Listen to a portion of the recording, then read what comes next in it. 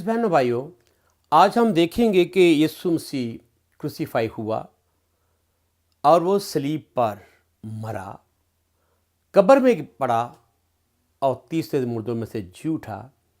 ये हम कोशिश करेंगे कि हम कुछ चीज़ें कुरान से रिलेटेड भी करें ताकि मेरे अहले इस्लाम भाई जो हैं, बहनें जो हैं, बुज़ुर्ग जो हैं, वो इस बात को अंडरस्टैंड कर सकें। हम देखते हैं यूहन्ना रसूल की इंजील के अंदर उसका 19 बाब के अंदर ये जिक्र मिलता है, पस वो यीशु को ले गए और वो अपनी सलीब उठाए हुए उस जगह तक बाहर गया जो खोपड़ी की जगह कहलाती है, जिसका तर्जमा अबरानी में गलगत्ता है। वहाँ उन्होंने उसको और उसके साथ दो और शख्सों को मसलूब किया, एक को इधर और दूसरे को उधर, और यीशु बीच में था। अब हम यहाँ पर देख रहे हैं कि यीशु को सलीब पर चढ़ाया गया और वो सलीब पर मरा।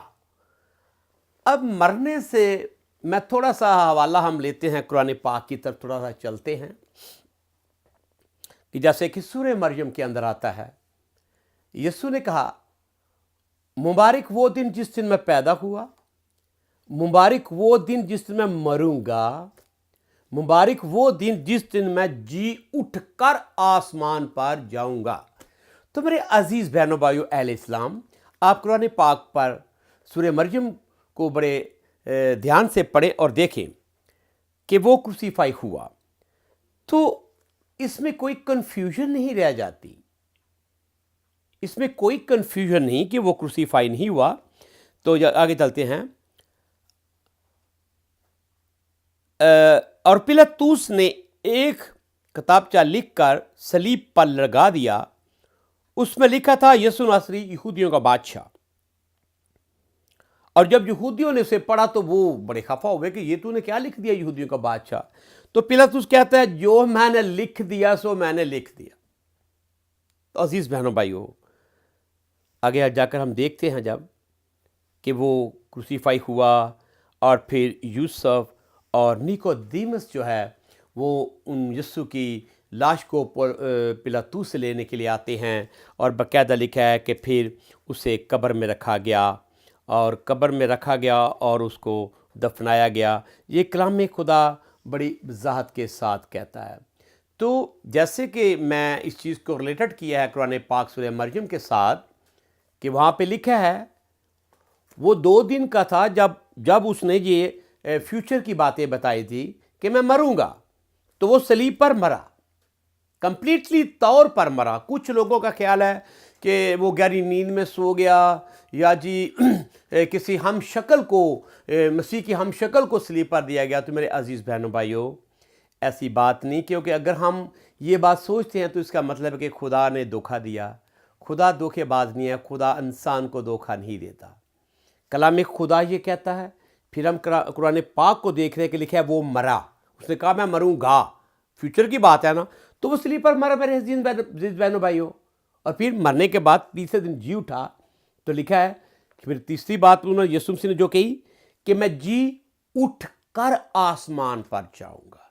तो कलाम खुदा भी यही बात कहता है कि जब वो जी उठा तो 40 रोज तक वो अपने शागिर्दों के साथ घूमता रहा और उन्हें आसमान की बादशाह की बातें भी उनके साथ शेयर करता रहा, और उसके बाद वो आसमान पर उठा लिया गया।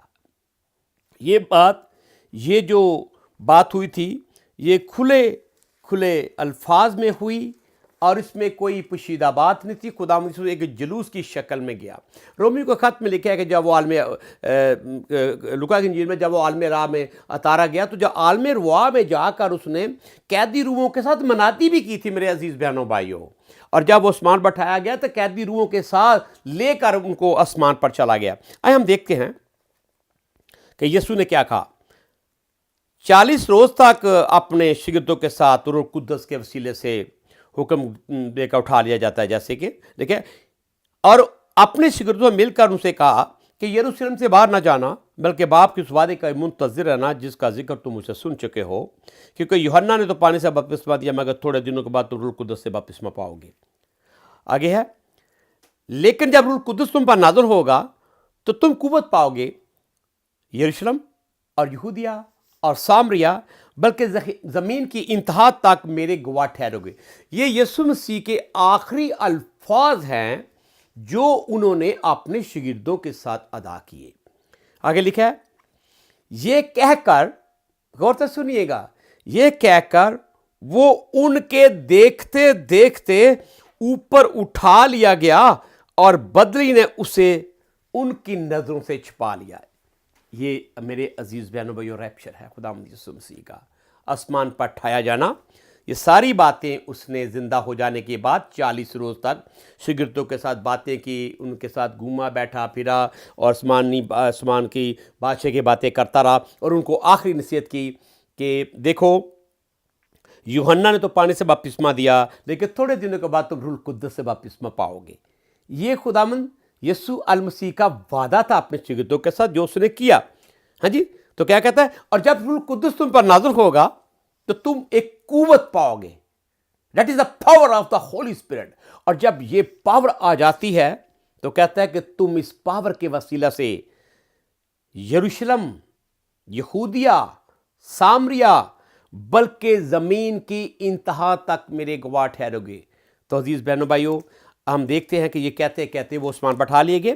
اور اگر ہم اس کا ذکر پڑھتے ہیں کہ اعمال 2 باب میں کہ روح القدس پینتیکوس کے دن ان پر آیا سے، یہ ساری باتیں ایک ٹاپک الگ ہے، میں شارٹ بتا رہا ہوں کہ جب روح القدس پطرس پر نازل ہوا، یہ 2 باب اس کی 14ویں آیت میں دیکھتے ہیں، تو اس نے بلند آواز سے کہا اے یہودیو یروشلم کے رہنے والو، کان لگا کر میری بات سنو، یہ مت سوچو کہ میں کے نشے میں ہوں.